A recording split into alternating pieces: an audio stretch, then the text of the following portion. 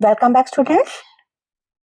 आज हम पढ़ने वाले हैं किताब मल्हार का पाठ 13 पेड़ की बात। ये आपकी किताब का आखिरी पाठ है। तो क्या आपने कभी कोई बीज बोया है? आपसे पूछा गया है शुरुआत में ही।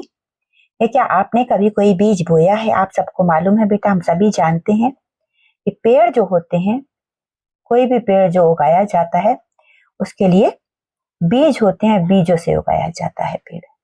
तो क्या आपने कभी कोई पेड़ के लिए बीज बोया है? आपसे पूछा जा रहा है।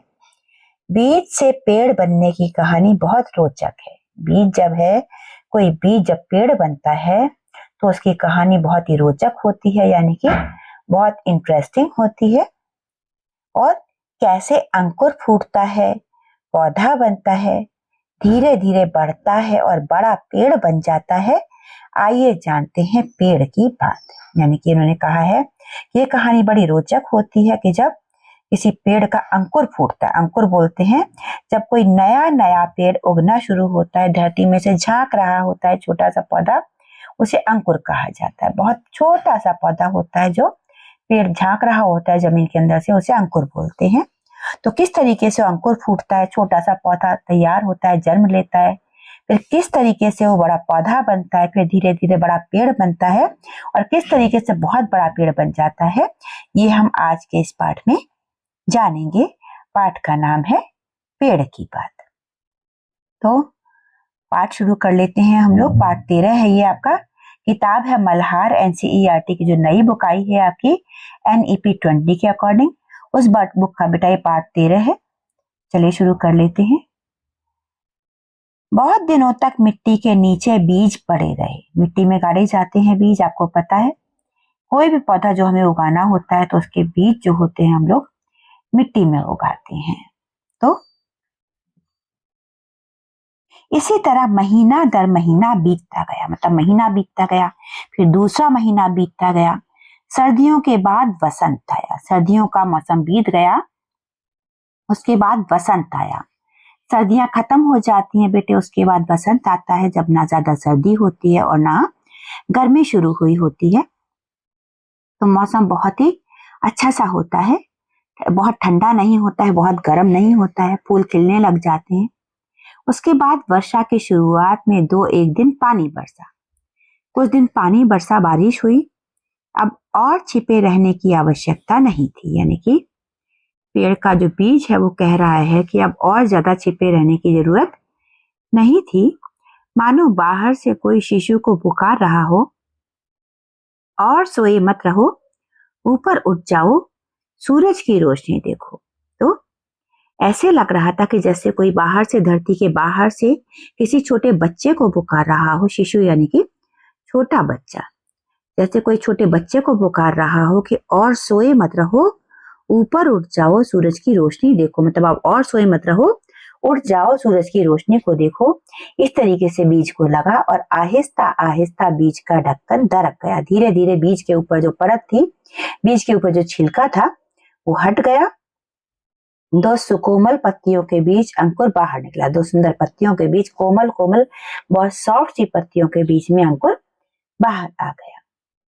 अंकुर का एक अंश नीचे मिट्टी में मजबूती से गड़ गया और दूसरा अंश माटी भेद कर ऊपर की ओर उठा। जब किसी पेड़ में दो पत्तियां निकलती हैं बेटे, तो पहली पत्ती, एक पत्ती तो नीचे ही दबी रह जाती है और एक पत्ती जमीन के ऊपर आ जाती है। क्या तुमने अंकुर को उठते देखा है? क्या आपने कभी किसी अंकुर को उठते हुए देखा है बेटे? आपसे पूछा जा रहा है यहाँ पर। तो यहाँ पर लेखक आपसे पूछ रही हैं कि क्या आपने कोई अंकुर उठता हुआ देखा है? बहुत छोटा सा पौधा होता है बेटा, जब नया नया पौधा बीज में से उगता है तो उसे अंकुर कहा जाता है। तो अंकुर के बारे में लेखक कह रहे हैं जैसे कोई शिशु अपना नन्हा सा सिर उठाकर आश्चर्य से नई दुनिया को देख रहा है। तो अंकुर ऐसे लगता है देखने में। कल्पना कर रहे हैं कवि, लेखक, कि जैसे कोई छोटा सा बच्चा अपना सिर उठा करके बड़ी हैरानी से बाहर दुनिया को देख रहा हो, ऐसे अंकुर लगता है। तो वृक्ष का अंकुर निकलने पर जो अंश माटी के भीतर प्रवेश करता है उसका नाम जड़ है। जो धरती के अंदर चला जाता है ये हिस्सा जड़ होता है, रूट कहते हैं जिसे। और जो अंश ऊपर की ओर बढ़ता है उसे तना कहते हैं। ये तना होता है जिसे इंग्लिश में स्टेम कहते हैं। ठीक है, तो सभी पेड़ पौधों में जड़ व तना के दो भाग मिलेंगे। सभी पेड़ पौधों में जड़ होती है और तना होता है। ये एक आश्चर्य की बात है कि पेड़ पौधों को जिस तरह ही रखो, जड़ नीचे की ओर जाएगी और तना ऊपर की ओर उठेगा। ये बड़ी हैरानी की बात है कि पेड़ को चाहे कैसे भी रख लो, अंकुर को कैसे भी रख लो, लेकिन जड़ नीचे की ओर जाएगी और तना ऊपर की ओर उठेगा। एक गमले में पौधा था। परीक्षण करने के लिए कुछ दिन गमले को औंधा लटकाए रखा। लेखक कह रहे हैं कुछ दिन के लिए मैंने प्रैक्टिकल करने के लिए, एक्सपेरिमेंट करने के लिए पौधे को उल्टा लटका दिया, गमले को उल्टा लटका दिया। पौधे का सिर नीचे की तरफ लटका रहा और जड़ ऊपर की ओर रही। मैंने पौधे को उल्टा लटका दिया, लेकिन तब भी जड़ हमेशा मिट्टी के अंदर ही गई और बाकी का तना ऊपर ही आया। तो एक दिन बाद क्या देखता हूँ कि जैसे पौधे को भी सब भेद मालूम हो गया हो। ऐसे लगा कि जैसे पौधे को भी पता चल गया हो कि उसे उल्टा लटकाया गया है। उसकी सब पत्तियां और डालियां टेढ़ी होकर ऊपर की ओर उठाई और जड़ घूम कर नीचे की ओर लटक गई। मतलब उसकी जो पत्तियां थी, डालियां थी, वो टेढ़ी होकर के ऊपर की तरफ को चली गई, क्योंकि पौधा उल्टा लटका हुआ था और जड़ घूमकर नीचे की ओर लटक गई। तुमने कई बार सर्दियों में मूली काटकर बोई होगी। आपने काट के शायद मूली बोई हो सर्दियों में, कभी तो देखा होगा। पहले पत्ते और फूल नीचे की ओर रहते हैं। पहले पत्ते और फूल नीचे की तरफ रहते हैं, लेकिन कुछ दिन के बाद देखोगे कि पत्ते और फूल ऊपर की ओर उठाए। कुछ दिन के बाद पत्ते और फूल ऊपर को उठाते हैं। तो जिस तरह हम भोजन करते हैं, जिस तरह भोजन करते हैं, पेड़ पौधे भी उसी तरह भोजन करते हैं। जैसे हम लोग खाना खाते हैं, ऐसे पेड़ पौधे भी खाना खाते हैं। हमारे दांत हैं, कठोर चीज खा सकते हैं। हम लोगों के दांत होते हैं, इसलिए हम लोग सख्त चीज खा सकते हैं। नन्हे बच्चों के दांत नहीं होते, वे केवल दूध पी सकते हैं। लेकिन जो छोटे बच्चे होते हैं, बहुत छोटे बच्चे होते हैं, उनके दांत नहीं होते हैं, इसलिए वो केवल दूध पी पाते हैं। ऐसे ही पेड़ पौधों के भी दांत नहीं होते हैं, इसलिए वे केवल तरल द्रव्य या वायु से भोजन ग्रहण करते हैं। उनके भी दांत नहीं होते हैं पेड़ पौधों के भी, इसलिए वो या तो जमीन में से या फिर हवा में से अपना भोजन ग्रहण करते हैं। पेड़ पौधे जड़ के द्वारा माटी से रसपान करते हैं। पेड़ पौधे जो होते हैं, अपनी जड़ों से वो लोग मिट्टी में से जलपान करते हैं, मिट्टी में से खाना खाते हैं। आगे, चीनी में पानी डालने पर चीनी गल जाती है। अगर हम चीनी में पानी डाल दें तो चीनी गल जाती है। माटी में पानी डालने पर उसके भीतर बहुत से द्रव्य गल जाते हैं। मिट्टी में पानी डाल दे तो मिट्टी में से बहुत से द्रव्य जो होते हैं गल जाते हैं। मिट्टी में अगर आप पानी डालेंगे तो मिट्टी गल जाती है, कीचड़ बन जाती है। पेड़ पौधे वे ही तमाम द्रव्य सोखते हैं। पेड़ पौधे उन्हीं द्रव्यों को सोखते हैं जो कि मिट्टी में पानी डालने पर गल जाते हैं। तो जड़ों को पानी ना मिलने पर पेड़ का भोजन बंद हो जाता है, पेड़ मर जाता है। अगर पेड़ को जड़ों से भोजन ना मिले तो पेड़ कमजोर हो जाता है धीरे धीरे, उसके बाद वो मर जाता है। तो आगे कवि कहते, लेखक कहते हैं, सूक्ष्मदर्शी से, यानी कि माइक्रोस्कोप को सूक्ष्मदर्शी कहते हैं बेटा। सूक्ष्मदर्शी से अत्यंत सूक्ष्म पदार्थ स्पष्ट रूप से देखे जा सकते हैं। माइक्रोस्कोप से बहुत छोटी छोटी चीजों को भी बड़ा करके, एनलार्ज करके देखा जा सकता है। पेड़ की डाल अथवा जड़ का इस यंत्र द्वारा परीक्षण करके देखा जा सकता है। तो हम माइक्रोस्कोप में भी पेड़ की डाल को या फिर जड़ को देख सकते हैं, एक्सपेरिमेंट कर सकते हैं और देखा जा सकता है कि पेड़ में हजारों हजार नल हैं। पेड़ में बहुत सारे छोटे छोटे नल होते हैं और इन्हीं सब नलों के द्वारा माटी से पेड़ के शरीर में रस का संचार होता है। और पेड़ में जो छोटे छोटे जो नल होते हैं, उन्हीं से पूरे पेड़ में पानी और बाकी के न्यूट्रिएंट जाते हैं। इसके अलावा वृक्ष के पत्ते हवा से आहार ग्रहण करते हैं। वृक्ष के जो पत्ते होते हैं किसी पेड़ के, वो अपना भोजन कहाँ से ग्रहण करते हैं? हवा में से। पत्तों में अनगिनत छोटे छोटे मुंह होते हैं। पत्तों में बहुत छोटे छोटे मुंह होते हैं, जिन्हें स्टोमेटा कहते हैं बेटे। सूक्ष्मदर्शी के जरिए अनगिनत मुंह पर अनगिनत होठ देखे जा सकते हैं। वो ऐसे लगते हैं स्टोमेटा जैसे कि पौधे के होठ हों। जब आहार करने की जरूरत ना हो तब दोनों होठ बंद हो जाते हैं, यानी कि जब पौधे को आहार नहीं लेना होता है तो इसके स्टोमेटा बंद हो जाते हैं। पौधे के स्टोमेटा तभी खुलते हैं जब उसे भोजन करना होता है। तो जब हम श्वास प्रश्वास ग्रहण करते हैं, जब हम सांस लेते हैं, तब प्रश्वास के साथ एक प्रकार की विषाक्त वायु बाहर निकलती है। प्रश्वास यानी कि जब हम सांस छोड़ते हैं तो हमारी सांस के साथ एक जहरीली गैस बाहर निकलती है। इसे अंगारक वायु कहते हैं। कार्बन डाइऑक्साइड को अंगारक वायु कहा जाता है। अगर ये जहरीली हवा पृथ्वी पर इकट्ठी होती रहे तो तमाम जीव जंतु कुछ ही दिनों में इसका सेवन करके नष्ट हो सकते हैं। यानी कि जो जहरीली हवा होती है कार्बन डाइऑक्साइड, अगर ये धरती पर इकट्ठी होती रहे तो कुछ ही दिनों में इसको सांस करके इनहेल करके बहुत से जीव खत्म हो जाएंगे। जरा विधाता की करुणा का चमत्कार तो देखो, यानी कि ईश्वर का चमत्कार देखो। जो जीव जंतुओं के लिए जहर है, पेड़ पौधे उसी का सेवन करके उसके पूर्णतया शुद्ध कर देते। पेड़ पौधे जो होते हैं वो ऑक्सीजन को इनहेल करके, कार्बन डाइऑक्साइड को इनहेल करके और उसको ऑक्सीजन में कन्वर्ट कर देते हैं। हम लोगों के लिए कार्बन डाइऑक्साइड हानिकारक होती है, लेकिन पौधे जो होते हैं वो कार्बन डाइऑक्साइड से अपना खाना बनाते हैं और उसे पवित्र कर देते हैं, उसे साफ कर देते हैं, ऑक्सीजन में बदल देते हैं। तो पेड़ के पत्तों पर जब सूरज का प्रकाश पड़ता है तब पत्ते सूर्य ऊर्जा के सहारे अंगारक वायु से अंगार निशेष कर डालते हैं। यानी कि जब सूरज की रोशनी पड़ती है पत्तों पर, पत्तों ने वो कार्बन डाइऑक्साइड, जिसे अंगारक वायु कहा गया है, अपने अंदर इनहेल कर ली, सोख ली, और जब उन पर धूप पड़ती है तो सूरज की ऊर्जा के सहारे वो उसमें से अंगार को निशेष कर डालते हैं। यानी कि जो हानिकारक तत्व होता है उसे हवा में से दूर कर लेते हैं, सोख लेते हैं, और यही अंगार वृक्ष के शरीर में प्रवेश करके उसका संवर्धन करते हैं। और ये अंगार जो होते हैं, जिन्हें हवा में से पौधे ने सोखा होता है, वो पौधे में जाकर के पौधे को न्यूट्रिशन देते हैं, पौधे का संवर्धन करते हैं। पेड़ पौधे प्रकाश चाहते हैं, यानी कि पेड़ पौधों को प्रकाश चाहिए होता है। प्रकाश ना मिलने पर ये बच नहीं सकते। पेड़ पौधों को अगर प्रकाश नहीं मिलेगा तो वो नहीं बच पाएंगे। पेड़ पौधों की सर्वाधिक कोशिश यही रहती है कि किसी तरह उन्हें थोड़ा सा प्रकाश मिल जाए। यानी कि जितने भी पेड़ पौधे होते हैं उनकी कोशिश यही होती है कि किसी तरीके से उनको थोड़ा सा प्रकाश मिल जाए। यदि खिड़की के पास गमले में पौधा रखो तब देखोगे कि सारी पत्तियां और डालियां अंधकार से बचकर प्रकाश की ओर बढ़ रही हैं। आप किसी अंधेरे कमरे में गमला रख दीजिए और किसी एक डायरेक्शन में वहां पर उजाला आ रहा हो तो आप देखेंगे कि पूरा का पूरा पौधा, उसकी पत्तियां, उसकी तना, सब के सब प्रकाश की तरफ को बढ़ रहे हैं, प्रकाश चाहते हैं। इसलिए वन अरण्य में जाने पर पता चलेगा कि तमाम पेड़ पौधे इस होड़ में सचेष्ट हैं कि कौन जल्दी से सिर उठाकर पहले प्रकाश को झपट ले। यानी कि किसी जंगल में अगर हम जाएं तो वहां पर पेड़ पौधे हमें ऐसे लगेंगे कि जैसे वो इस कंपटीशन में है कि कौन सबसे पहले सिर उठा करके प्रकाश को झपट लेगा, सूरज की रोशनी को कौन झपट लेगा। बेल लताएं छाया में पड़ी रहने से प्रकाश के अभाव में मर जाएंगी। बेल लताएं जो होती है, जिन्हें क्रीपर्स कहा जाता है बेटे, अगर वो धरती पर पड़ी रहेंगी, उनको धूप नहीं मिलेगी तो प्रकाश की कमी से वो मर जाएंगी।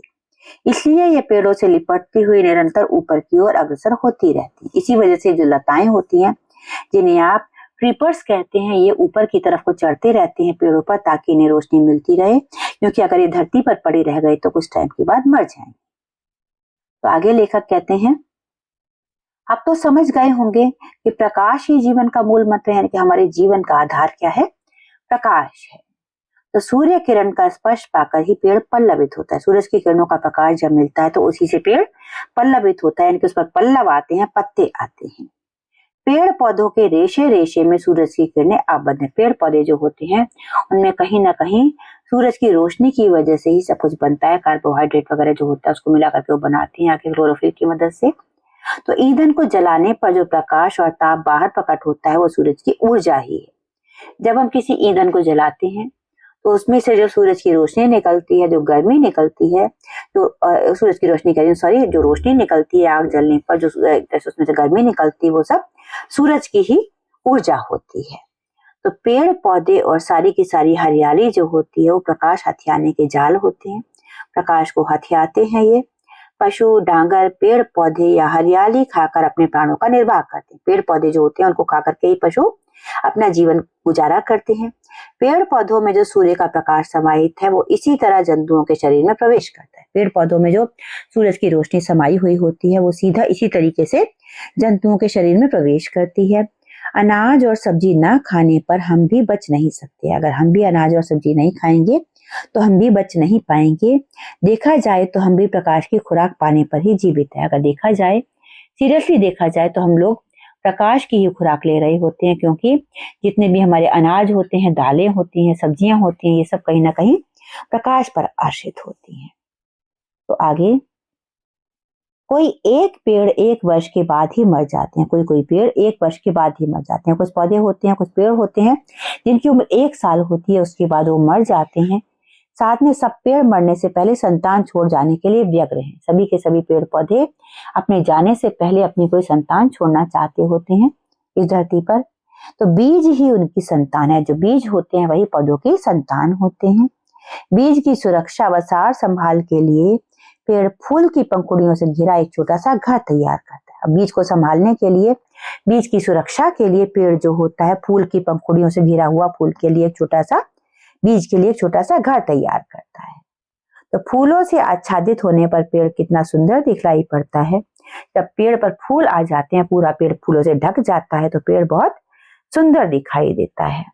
जैसे फूल फूल के बहाने वो स्वयं हंस रहा हो, ऐसे लगता है देखने में कि जैसे फूल के बहाने से वो खुद हंस रहा हो। पेड़ फूल की तरह सुंदर चीज और क्या है, और कौन सी चीज है फूल की तरह सुंदर होती है?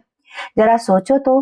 पेड़ पौधे तो मटमैली माटी से आहार व विषाक्त वायु से अंगार ग्रहण करते हैं। पेड़ पौधे जो होते हैं ये तो मटमैली मिट्टी में से अपना आहार ग्रहण करते हैं, जहरीली हवा में से अंगारक प्राप्त करते हैं, उनके दम पर जीते हैं। फिर इस अपर रूप उपादान से किस तरह ऐसे सुंदर फूल खिलते हैं? तो फिर इस मिट्टी में से इतने सुंदर फूल कैसे खिलते हैं? क्योंकि ये तो मिट्टी में से अपना भोजन ले रहा है, विषाक्त वायु है, जहरीली हवा है, उसमें से अपने लिए खाना ले रहा है, तो इतने सुंदर फूल किस तरीके से खिले? ये ट्रांसफॉर्मेशन कैसे हुआ? तुमने कथा तो सुनी होगी स्पर्श मणि की, आपने स्पर्श मणि की, पारस पत्थर की कहानी सुनी होगी, जिसमें लोहा छूता है तो सोना बन जाता है, तो इसके स्पर्श से लोहा सोना हो जाता है। तो लेखक कहते हैं मेरे विचार से माँ की ममता ही वो मणि है, यानी कि माँ की ममता ही वो मणि है जिसकी वजह से कोई लोहा जो होता है वो सोना बन जाता है। तो संतान पर स्नेह न्योछावर होते ही फूल खिलखिला उठते हैं। जैसे ही माँ अपने बच्चे पर अपना प्रेम न्योछावर करती है, प्रेम करती है, तो फूल खिल जाते हैं। तो आगे लेखक उसे बीज से कनेक्ट करते हैं कि ममता का स्पर्श पाते ही मानो माटी व अंगार के फूल बन जाते हैं। यानी कि जब पौधे को प्रेम मिलता है, उसकी माँ उसे प्यार करती है, तो उसमें जो मिट्टी होती है और जो अंगार उसने लिया होता है, अंगार वायु में से, उनको वो ही उसके लिए फूल बन जाया करते हैं। तो पेड़ों पर मुस्कुराते फूल देखकर हमें कितनी खुशी होती है। हम पेड़ पर मुस्कुराते हुए फूल देखें तो हमें कितना अच्छा लगता है, कितनी खुशी होती है। शायद पेड़ भी कम प्रफुल्लित नहीं होते, पेड़ भी शायद फूल आने पर बहुत खुश होते हैं। खुशी के मौके पर हम अपने परिजनों को निमंत्रित करते हैं। जब हमें खुशी होती है कोई, तो हम अपने परिजनों को, अपने रिश्तेदारों को बुलाते हैं। उसी तरह फूलों की बहार छाने पर पेड़ पौधे भी अपने बंधु बांधवों को बुलाते हैं। इसी तरीके से पेड़ों पर फूल आ जाते हैं तो पेड़ भी अपने बंधु बांधवों को, अपने रिश्तेदारों को बुलाते हैं। स्नेह सिक्त वाणी में पुकार सकते हैं। स्नेह सिक्त मतलब स्नेह से भरी हुई, स्नेह से सनी हुई, स्नेह सिक्त यानी कि स्नेह से परिपूर्ण, प्रेम से भरी हुई आवाज में बुला सकते हैं। कहाँ हो मेरे बंधु, मेरे बांधव, मेरे बंधु, मेरे बांधव, मेरे भाइयों, तुम कहाँ हो? आज मेरे घर आओ, आज मेरे घर आ जाओ। यदि रास्ता भटक जाओ, कहीं घर पहचान नहीं सको, इसलिए रंग बिरंगे फूलों के निशान लगा रखे हो। कहता है पेड़ कि आप मेरे घर आ जाओ मेरे बंधु बांधवों, तुम रास्ता ना भटक जाओ घर का, इसलिए मैंने ये रंग बिरंगे फूल निशानी के तौर पर लगा रखे हैं। तुम सीधे यहीं आ जाना, ये रंगीन पंखुड़ियां दूर से देख सकोगे। तुम जब यहाँ मेरे घर आओगे तो इन रंगीन पंखुड़ियों को बहुत दूर से देख पाओगे। तो मधुमक्खी और तितली के साथ वृक्ष की चिरकाल से घनिष्ठता है। तो मधुमक्खियों से, तितली से वृक्ष की दोस्ती होती है, हमेशा से दोस्ती रही है। ये दल बल सहित फूल देखने आती हैं। तो तितलियां और मधुमक्खियां पूरे दल के साथ आती हैं फूल देखने के लिए। कुछ पतंगे दिन के समय पक्षियों के डर से बाहर नहीं निकल पाते। कुछ पतंगे होते हैं जो पक्षियों के डर से कि पक्षी उनको खा जाएंगे, इस डर की वजह से बाहर नहीं निकल पाते हैं पक्षी, क्योंकि पक्षी उन्हें देखते ही खा जाते हैं। क्योंकि पक्षी होते हैं और छोटे छोटे कीड़े मकोड़ों को देखते ही खा जाते हैं, इसलिए रात का अंधेरा घेरने तक वो छुपे रहते हैं। शाम होते ही उन्हें बुलाने की खातिर फूल चारों तरफ सुगंधित सुगंध फैला देते हैं। तो दिन भर ये पतंगे, छोटे मोटे कीड़े जो पक्षियों के डर से बाहर नहीं निकलते हैं, शाम होते ही जब पक्षी अपने अपने घरों में चले जाते हैं तो पौधे जो होते हैं वो अपने फूलों की खुशबू फैला देते हैं ताकि भंवरे उनके पास आ सके। वृक्ष अपने फूलों में शहद का संचय करके रखते हैं। पेड़ जो होते हैं अपने फूलों में शहद को बचा करके रखते हैं। मधुमक्खी और तितली बड़े चाव से मधुपान करती है। मधुमक्खियां आती हैं, तितलियां आती हैं, तो बड़े प्यार से वो इन फूलों का रस चूसती हैं। मधुमक्खी के आगमन से वृक्ष का भी उपकार होता है। मधुमक्खी आती है तो पेड़ का भी उपकार होता है, यानी कि पेड़ का भी भला होता है। तुम लोगों ने फूल में परागकण देखे होंगे। फूल में परागकण होते हैं, बीच में डंडियां डंडियां सी जो होती हैं बेटे। मधुमक्खियां एक फूल के परागकण दूसरे फूल पर ले जाती हैं। मधुमक्खियां क्या करती हैं, जब जगह जगह बैठ करके वो रस चूसती हैं तो एक फूल के परागकण, एक पेड़ के परागकण दूसरे पेड़ पर लेकर के जाती हैं। इससे क्या होता है, परागकण के बिना बीज पक नहीं सकता। जब परागकण मिल जाते हैं तो बीज पकता है। तो इस तरीके से फूल में बीज पलता है। फूल के अंदर इस तरीके से बीज पलता है। अपने शरीर का रस पिलाकर वृक्ष बीजों का पोषण करता है। वृक्ष जो होता है अपने शरीर में से वृक्षों को जो है होते हैं, उनको बीजों को जो है क्या पोषण देता है रस पिला करके। अब अपनी जिंदगी के लिए उसे मोह माया का लोभ नहीं है। पेड़ जो होता है उसे अपनी जिंदगी के लिए लोभ माया नहीं होता है। तिल तिल कर संतान की खातिर सब कुछ लुटा देता है। बीज उसकी संतान कहलाए हैं यहाँ पर। तो पेड़ जो होता है बीज के लिए, अपने बीज के लिए तिल तिल करके अपना सब कुछ लुटा देता है। जो शरीर कुछ दिन पहले हरा भरा था, पेड़ का जो शरीर अभी कुछ दिन पहले हरा भरा दिख रहा था, अब वो बिल्कुल सूख गया है। कुछ टाइम के बाद वो पेड़ सूख जाता है। अपने ही शरीर का भार उठाने की शक्ति क्षीण हो चली। अब पेड़ जो है वो अपना ही भार नहीं उठा पा रहा है। पहले हवा बयार करती हुई आगे बढ़ जाती थी। पहले हवा चलती थी तो पेड़ को फर्क नहीं पड़ता था। हवा चली जाती थी, पेड़ खड़ा रहता था। पत्ते हवा के संग क्रीड़ा करते थे। पत्ते जो होते थे पेड़ के, वो हवा के साथ खेलने लग जाते थे। छोटी छोटी डालियां ताल ताल पर नाच उठती थी। पेड़ की छोटी छोटी डालियां ताल ताल पर नाचने लगती थी। जो ताल हवा देती थी, हवा के ताल पर वो नाचने लगती थी।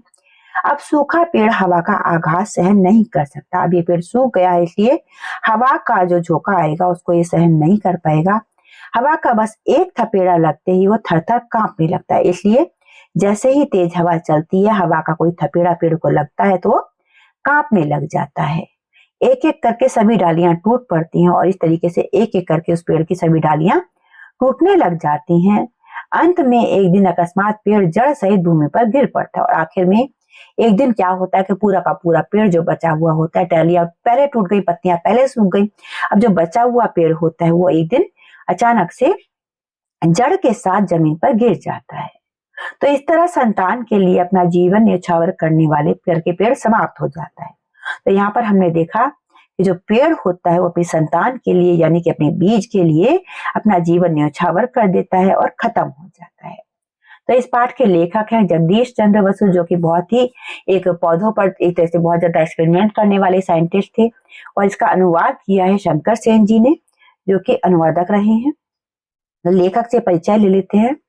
प्रसिद्ध वैज्ञानिक जगदीश चंद्र बसु जो है ये बचपन से ही प्रकृति का अवलोकन करते थे। प्रकृति को बहुत ही कीनली ऑब्जर्व किया करते थे। पेड़ पौधों, जीव जंतुओं से प्रेम करते हुए ही इनकी शिक्षा शुरू हुई थी। ये जीव विज्ञान, भौतिकी, वनस्पति विज्ञान, विज्ञान और लेखक में रुचि रखते थे। कहानियां भी लिखते थे और मल्टीपल एक तरह से मल्टीपल क्वालिटीज थी इनके साथ, बहुत सारे मल्टी टैलेंटेड थे ये।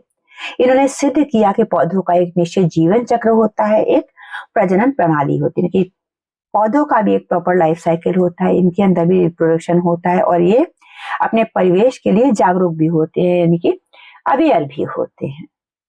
इस प्रकार से ये स्थापित करने वाले विश्व के पहले व्यक्ति थे कि पौधे किसी भी अन्य जीव रूप के समान होते हैं। यानी कि ये बात इन्होंने ही साबित की पहली बार कि पौधे भी बाकी सबकी तरह जीवित जीव होते हैं। विज्ञान जैसे विषय को भी चित्रात्मक साहित्यिक स्वरूप प्रदान करने वाले जगदीश चंद्र बसु ने सर्वप्रथम रेडियो तरंगों के द्वारा संचार स्थापित करके एक बड़ी वैज्ञानिक खोज की थी। तो जो ये थे जगदीश चंद्र बसु, इन्होंने रेडियो तरंगों के साथ में पौधे को कनेक्ट किया था और उसकी कंपन को दिखाया था। इस तरीके से उन्होंने बताया था कि पौधे भी जो होते हैं उनके अंदर भी जान होती है। तो पेड़ की बात का बांग्ला से हिंदी में अनुवाद शंकर सेन जी ने किया है। इन्होंने बांग्ला में लिखा था पेड़ की बात, उसे अनुवाद किया शंकर सेन जी ने, जिनका नाम आपको यहाँ पर दिया गया है। तो पाठ का अभ्यास कार्य बेटा हम अलग से करेंगे पूरा का पूरा। चैनल आप लोग जल्दी से सब्सक्राइब कर लीजिए। आपकी परीक्षाओं के लिए ढेर सारी शुभकामनाएं। कुछ डाउट हो आपको कहीं पर भी पूरे पाठ में तो आप लोग कहीं भी आपके कमेंट सेक्शन में पूछ सकते हैं। Have a great day ahead. जय हिंद, जय भारत।